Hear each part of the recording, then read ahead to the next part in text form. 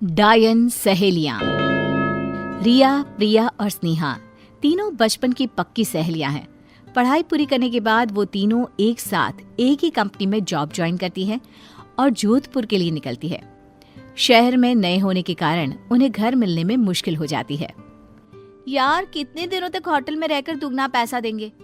अब कहीं भी घर मिले ना तो चुपचाप से ले लेना, ज्यादा ड्रामा मत करना तुम दोनों। ऐसे भी हम लोगों को यहाँ कोई नहीं जानता है। अरे वो तो ठीक है, लेकिन मिले तब ना यार।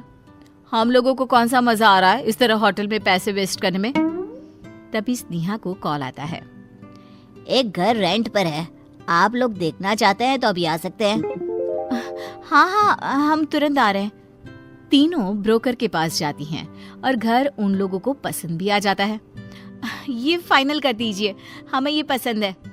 ओके, आप लोग कल से ही यहाँ शिफ्ट हो सकते हैं। तीनों सहेलियां उस घर में रेंट पर रहने लगती हैं। सब कुछ अच्छा चल रहा होता है। फिर एक रोज रात में उनके घर पर कुछ लोग घुस आते हैं और लूटपाट करने लगते हैं। रिया के रोकने पर उसे जान से मार देते हैं। प्रिया और स्नेहा मदद के लिए लोगों को आवाज लगाती है, लेकिन उसकी कोई नहीं सुनता। बचाओ, कोई मदद करो हमारी। रिया की तरह हम दोनों भी ना मारे जाए। तू भाग, मैं इनको रोकती हूँ। नहीं, मैं तुम्हें छोड़कर नहीं जाऊंगी। मेरी बात मान प्रिया।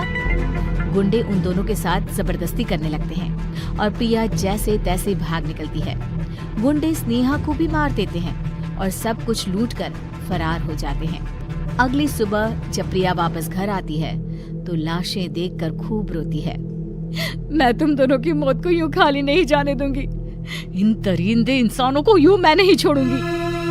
प्रिया काले जादू की विद्या का सहारा लेती है और उन दोनों की लाशों को उसी घर के एक कमरे में बंद कर देती है और अपने काले जादू से उन दोनों की आत्मा को जागृत कर उन्हें डायन बना देती है और खुद भी डायन बन जाती है।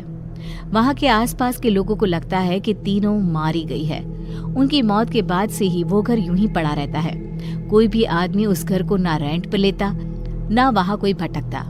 रात को उस घर से चीखने की आवाजें सुनाई देती और लोगों को समझ में आता कि वो तीनों डायन बनकर इस घर को अपने कब्जे में कर चुकी है। उस घर का मालिक भी घर में घुसने से डरने लगता है। अरे किस घड़ी में मैंने उन तीनों को ये घर रेंट पर दे दिया था।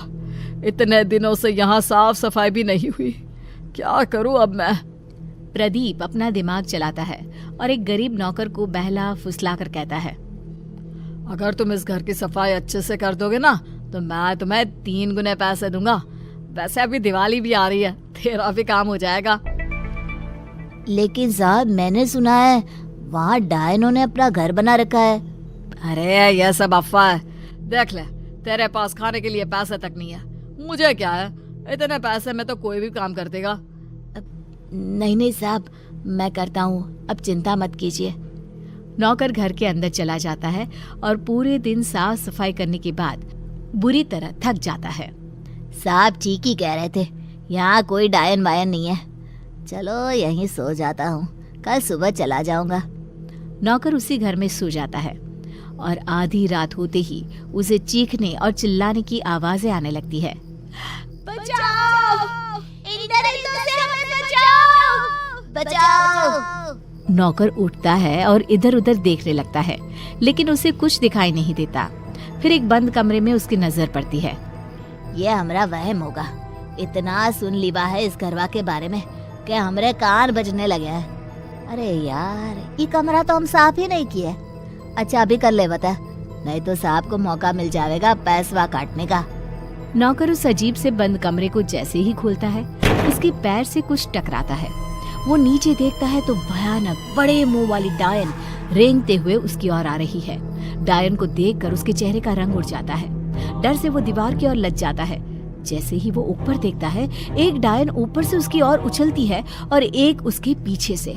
तीनों मिलकर उसे दबोच लेते हैं और उसकी मौत हो जाती है। इस हादसे के बाद ये घर बिकना और भी मुश्किल हो जाता है। फिर एक रोज मोहन एक सस्ते और अच्छे घर की तलाश में रहता है और प्रदीप उसे ये घर पानी के भाव ऑफर करता है। क्या हुआ यार, इतना सस्ता और अच्छा घर यहाँ तो मिल पाना मुश्किल है। अरे यार, यहाँ डायनों का कब्जा है। मैंने कुछ लोगों को बातें करते सुना है। अगर कुछ हुआ तो हम क्या करेंगे? अरे यार, ये सब घर ना बिकने देने के बहाने हैं। तुम ले रहे हो या फिर मैं ले लूं? मोहन घर खरीद लेता है और अपने पूरे परिवार के साथ घर में रहने लगता है। कुछ दिन बीत जाते हैं, सब कुछ ठीक चल रहा होता है। मैं बेकार में ही टेंशन ले रहा था, सब कुछ तो सही है। उसी रात मोहन का भतीजा खेलते खेलते उस बंद कमरे को खोल देता है।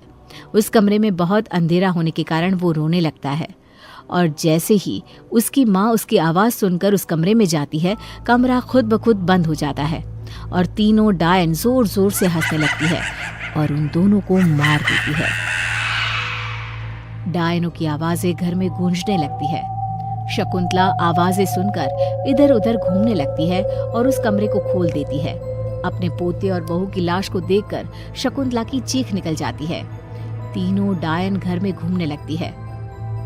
बेटा पहले ही मर गया है, अब उसकी आखिरी निशानी भी चली गई। अरे डायनो, मुझे मार देती, मेरे पोते और बहू को तो छोड़ देती। एक एक कर सब मरेंगे, तेरा नंबर भी जल्दी आएगा। क्या हुआ माँ, ये सब कैसे हो गया? शकुंतला बेहोश हो जाती है और मोहन अपनी भाभी और भतीजे का अंतिम संस्कार करता है। तभी उसे वो सब कुछ याद आने लगता है जो उसने लोगों से सुना था। कहीं ये सब उन डायनों का किया हुआ तो नहीं है? मोहन रोता हुआ वापस घर लौटता है और देखता है कि तीनों डायनें उसकी माँ को घेरे हवा में घूम रही है और उसके पिता की लाश जमीन पर पड़ी है। इस घर में जो भी आएगा वो अपनी जान से जाएगा। तुम लोग भी हमें लूटने आए थे, अब मार के घाट उतर गए ना। अरे पापीनो, इन बेकसूरों ने तेरा क्या बिगाड़ा है? मैंने लिया था ना ये घर, खा ले मुझे। मेरा परिवार क्यों वीरान कर गई? प्रिया डायन मोहन की ओर घूमती है। उसे देखकर मोहन के होश उड़ जाते हैं। प्रिया, तुम ये सब क्यों कर रही हो? मुझसे कोई शिकायत थी तो मुझसे कहती, मेरे पूरे घर को क्यों मार दिया तुमने? मोहन को रोता देख प्रिया अपने असली रूप में आ जाती है और रोते हुए अपने साथ बनी सारी बातें उसे बता देती है। मोहन, मुझे पता नहीं था कि ये तुम्हारे परिवार के लोग हैं। उन दरिंदों की वजह से मैं डायन बनने के लिए मजबूर हो गई और अब मैं तुम्हारे लायक भी नहीं रही। तुम चिंता मत करो प्रिया, तुम तीनों को न्याय मैं दिलवाऊंगा। मोहन उन गुंडों का पता लगवाकर उन्हें उम्र कैद की सजा दिलवा देता है। रिया और स्नेहा की लाशों को जलाकर उन्हें इस दुनिया से मुक्ति दिला देता है और प्रिया से काला जादू छोड़कर उसे पहले की तरह आम लड़की बनने को कहता है। बाद में दोनों शादी करके खुशी खुशी उसी घर में रहने लगते हैं।